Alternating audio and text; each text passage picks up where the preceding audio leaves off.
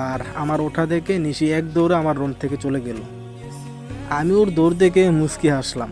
আসলে পিচ্চিটাকে আমিও অনেক পছন্দ করি, কিন্তু ওকে কখনো বলিনি, বললেও মাথায় উঠে যাবে। চাচা চাচিও আমাকে অনেক পছন্দ করেন। যাই হোক, রাতে একটু ফেসবুকিং করলাম, ইমেল চেক করলাম, দেখি ঢাকা ভার্সিটিতে আমার অনার্স এডমিশনের ইমেল আসছে।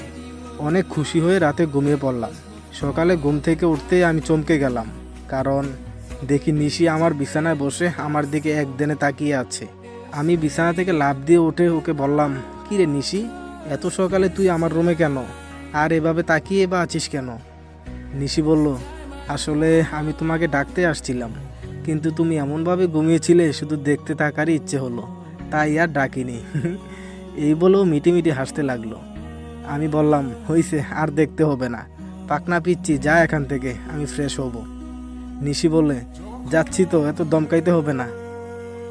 যাওয়ার সময় নিশি আবার পিছন ফিরে বলল, উই ভাইয়া। আমি বললাম, কি বল। নিশি বলল, একবার বউ বলো না।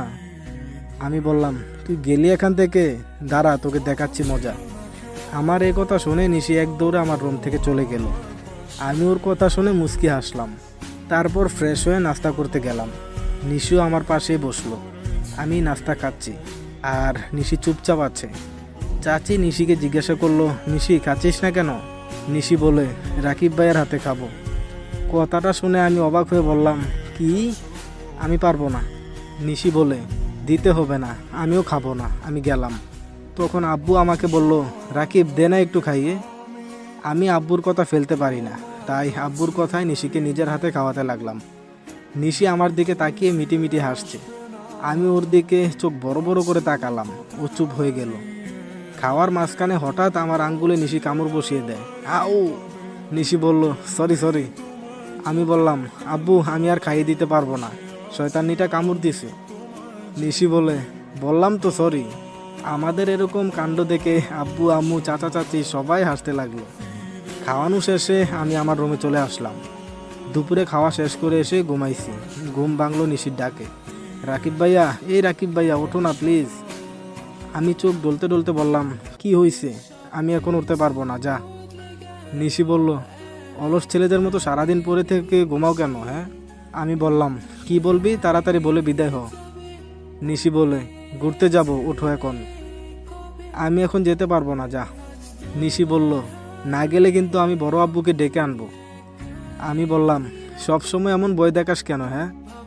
নিশি বলল, সোজা আঙ্গুলে ঘি না উঠলে কীভাবে ঘি ওঠাতে হয় সেটাই নিশি ভালো করেই জানে। আমি বললাম, বেশি কথা না বলে যা, রেডি হয়ে আয়, আমি ফ্রেশ হয়ে নিই। তারপর নিশি আবার বলল, শোনো। আমি বললাম, হ্যাঁ বল। নিশি বলে, কালো পাঞ্জাবিটা পরবা। আমি বললাম, কেন? নিশি বলে, ওইটা পরলে তোমাকে অনেক সুন্দর লাগে। আমি বললাম, হইছে, যা ভাগ।